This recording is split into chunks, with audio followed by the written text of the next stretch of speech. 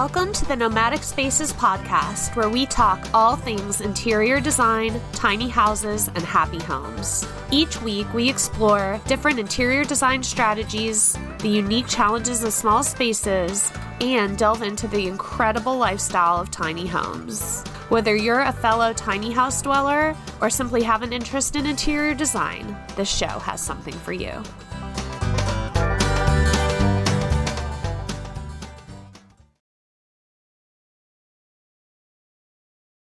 Hi guys! Welcome to week 1 of the Home Refresh Challenge. I am super excited that you are joining me here. I am going to be doing this along with you, and it's something I usually do at least once a year, maybe twice a year. So I'm really excited to share this kind of process with you and kind of like have a community of us all doing this together. So I've designed this challenge to be something that can be done within maybe, of course, this is going to depend on your home and the size of it and what you have in it, but I'm really hoping this is something that can be done in 3 to 5 hours per week. I know that might not be easily accessible for everybody, but if at all possible, if you can find 1 or 2 blocks of time, an hour at least each, maybe it's an early morning or late night activity, but if you can find that time for the next 4 weeks to follow this program, you will end up with the most clean and organized and well-designed space. And yeah, it just feels so good after. So I hope you'll stay along to the end with me.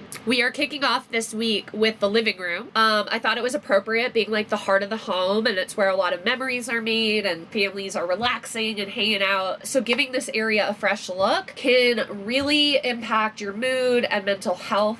Keep in mind that a clutter-free and harmonious environment will lift your spirits, really promote a sense of peace, and by breathing new life into your living room, you are setting the stage for brighter moods and a more positive experience daily. So step 1 is to declutter. I know everyone groans, but that's what it is. We have to declutter. It's absolutely crucial that we begin this way, because this isn't about just like tidying up superficially. I think at least most of us can kind of do that throughout the year. That isn't what this challenge is about. This is where we're really going to deeply examine the possessions that we have and be intentional about what we keep. So as you are going through each item, ask yourself whether it continues to be useful or if it's contributing positively to the aesthetic and emotional atmosphere of the room. If you aren't sure, or the answer is no, I would highly suggest that it's time to say goodbye to these items, and as Marie Kondo says,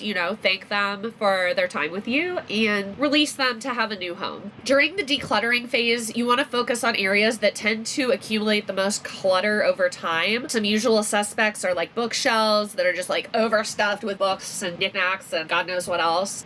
Cabinets, which can be even worse because it's hidden. The cabinets should really be purged of anything that's not regularly used or appreciated. Entertainment units, another place that can really become congested with like cords and electronics, maybe still have some DVDs, I don't know. But all of that should be evaluated. Do you need all those cords? Maybe you do, I don't know. But all of that, we want to go through and be intentional with what we're keeping and letting go. Pardon me, y'all. My allergies are bonkers. The pollen here is in full effect, so bear with me. I'm a little nasal today. So the next step is to organize. Once we've decluttered, you'll probably notice an immediate shift in the energy of the room. However, organization comes in to help maintain this new sense of order. It's imperative to employ effective organization and storage solutions to, again, maintain this type of cleanliness over time. Baskets, really great way to store things like blankets or maybe gaming accessories, or if your kids have toys. Bins also can be utilized for organizing magazines or books or remotes or various like smaller items you want out of touch or out of sight, but you want them within reach. Decorative boxes are another option for organization, and again, just add a touch of elegance or personality. You can use boxes or baskets on shelves or under coffee tables. They can serve dual purposes sometimes, that you're keeping the area tidy, but you're also enhancing the decor. Most importantly, by establishing a designated place place for every item, you're also effectively eliminating the chaos that disorganization brings. Once things have a home, we tend to put them back there. So if you know your blankets go in the basket next to the sofa, you and your family might find it easier to start taking blankets and putting them away. Remember that revitalizing the living room, it shouldn't be a one-time event, but a continuous practice of maintaining a clutter-free and orderly environment. Adopting this type of approach to decluttering and organizing is not only about creating a visual pleasing space, it's about really cultivating a sanctuary where tranquility reigns and every object around you resonates with either having a real purpose or it brings you joy. Hi friends, I hope you are enjoying this show. Listening to podcasts and reading blogs like this is a great way to gain knowledge. But to really make change, you need to take action. Luckily, taking action doesn't have to be overwhelming, timely, or expensive. My Desk Refresh Guide is a great resource you can download totally free from the link in the show notes. This guide will break down the redesign process into simple, actionable steps with tangible results to transform your space without spending a cent. Now let's get back to the episode. Next step, now that we got the hard part out of the way, we're moving into the fun stuff. So the next step is to bring in fresh colors, and that might be different for each of us, but you want to think about how can you enhance the ambiance of your living room and make it resonate with the rest of the space that you've so beautifully decluttered and organized, by kind of introducing an array of new, lively, fresh colors into the interior design scheme. Try to take a playful approach and experiment with different decorative elements. Throw pillows, blankets, rugs, artwork. These are all really great areas to bring in some color. I have an episode and blog post, at least one, about the psychology of color. So you definitely want to kind of think about that when you're bringing in new colors to the living room space. Let's see. You have the freedom to choose, and sometimes it helps to know that you want to go with something more gentle and like maybe a pastel kind of tone. These types of neutrals are really going to embody tranquility and calm. So just kind of know what you want to create in your space. There isn't a right or wrong. It's just, we're all different and react to things differently. But you may decide to make more of like a visual statement with bold, bright hues that are going to be more likely to like energize the room and draw the eye around the room. Sometimes, especially if you bring that color up onto the ceiling, which has been pretty trendy lately. Again, you're just moving the eye around the room. As you curate the selection of colorful accents, it's important to strive for a balance and harmony that not only reflects but also amplifies the spirit of your home. Whether your style is subtle elegance or more expressive, really just let the colors you select set the tone for the space. Next step, refresh furniture layout. I love this one because it really doesn't even involve necessarily spending any money. You can embrace a new perspective regarding home decor just by moving furniture around. By experimenting with different arrangements, you have the opportunity to optimize not only the flow within the space, but also the overall functionality. This approach really encourages you to think outside the box and consider how different configurations might enhance your daily living. To create inviting conversation areas, because we are talking about the living room, one effective strategy is to thoughtfully arrange seating around a central focal point. If you have a fireplace, this is a lot of times a traditional focal point. It might be centered around a coffee table. A lot of times in this day and age, we're focused around a TV screen. You also want to consider in your furniture arrangement, maximizing the natural light. So carefully place pieces to make the most of windows and doors. You don't want to put a heavy, tall kind of chair in front of a window. It's going to block a lot of the light that's coming in. Natural light just makes the space feel brighter and more cheerful. It feels more airy and open, and it also has been scientifically proven to positively affect your mood and energy levels throughout the day. Another thing you might want to think about is modular sofas. These provide more flexibility because you can alter their shape and size customized to suit different layouts or different occasions.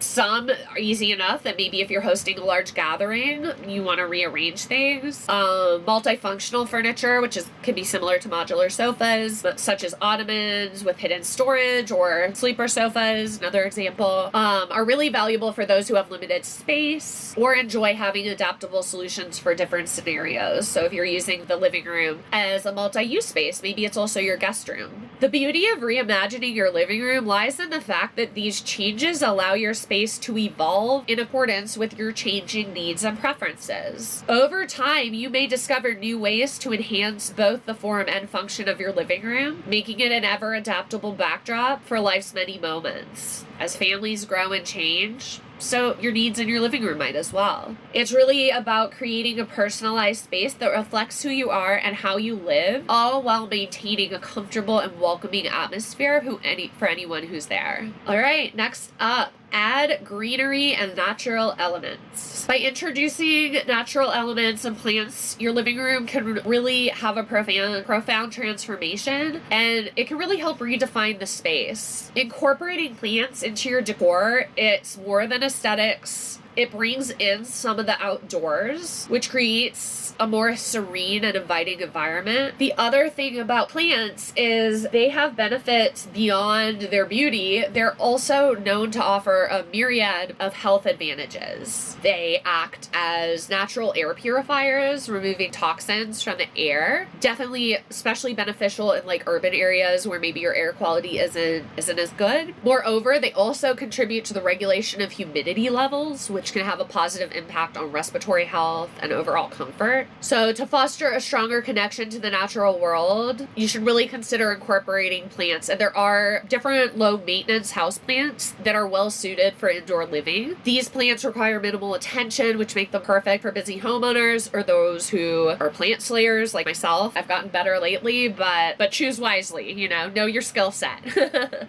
So options like snake plants, pothos, or peace lilies are really good choices for plant slayers like myself.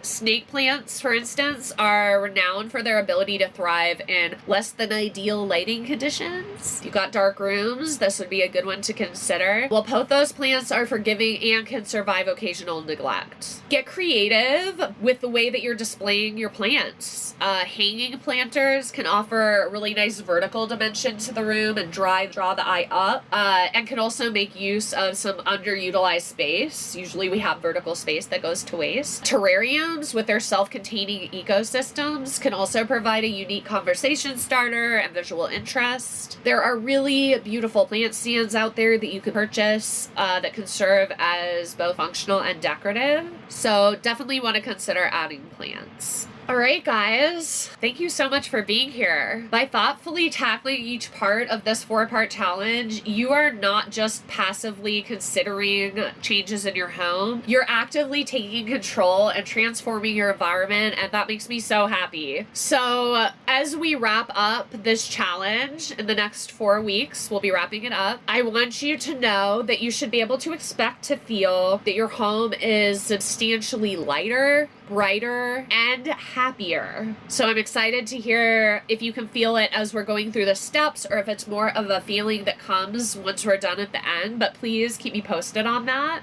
Next week will be our next installment of our refresh challenge, and our topic is going to be the kitchen. So again, thank you so much for being here. I am genuinely proud of the commitment and progress that you've shown just even getting this far to the end of this episode.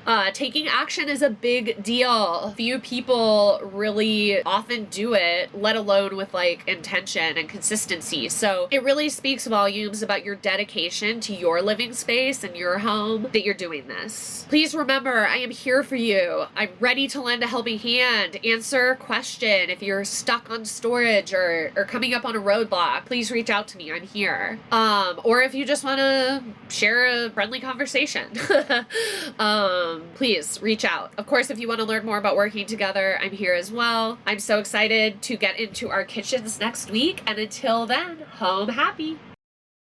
I hope you found today's episode helpful and inspiring. My goal with this show is to help others make changes that transform their space. But just absorbing content, even brilliant content like this, doesn't get results. Taking action does. If you are still listening, you might be ready to fully accomplish your design goals. My challenge to you is commit to taking one action right now before you don't. Taking action might look like booking a design project jumpstart.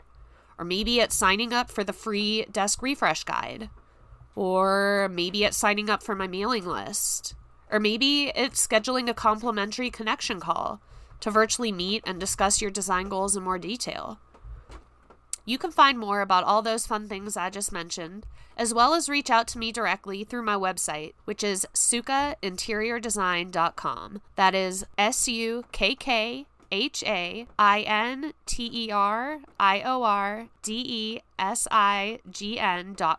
I love connecting, so please don't be a stranger. As always, thank you for tuning in and for being a part of this community. If you liked what you heard on this episode or show, please take a second to like, review, subscribe, and share this podcast with your friends and family. It is truly the easiest way to show support for me and this tiny niche podcast. Until next time, take care and home happy.